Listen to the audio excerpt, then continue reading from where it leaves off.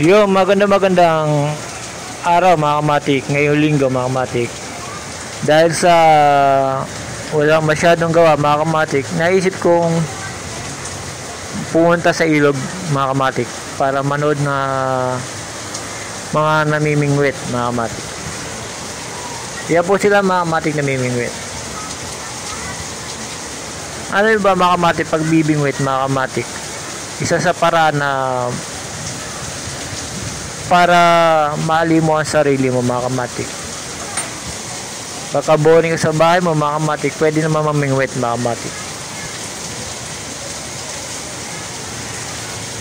Yan mga kamatik, kinahalo lang nila yung sarili nila sa pamamagitan ng pamimingwit mga kamatik.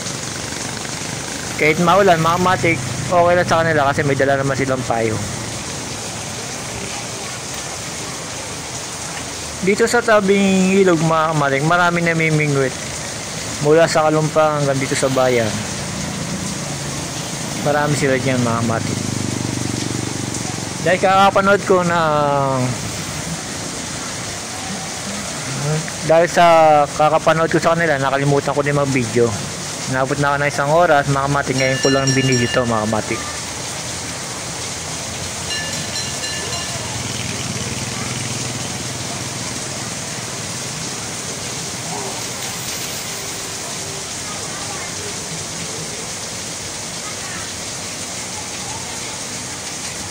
Dahil sa mga kamatik, wala rin akong gawa mga kamatik. Gala-gala lang din tayo mga kamatik para aliwin natin sarili natin.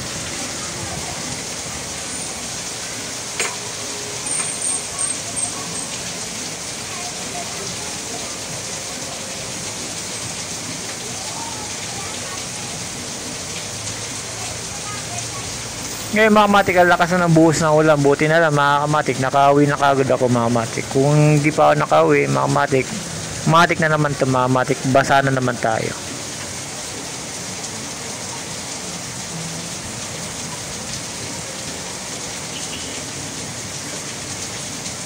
Yan mga kamatik, naglilibang lang yung mga yan.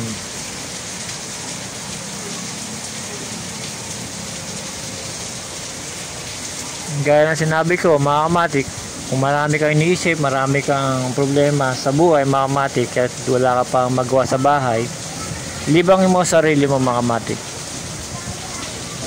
para mawala lahat ng problema mga kamatik. Katulad nila mga kamatik, nililibang lang nila ang kanilang sarili. Huwag magitan panghuhuli ng isda mga kamatik.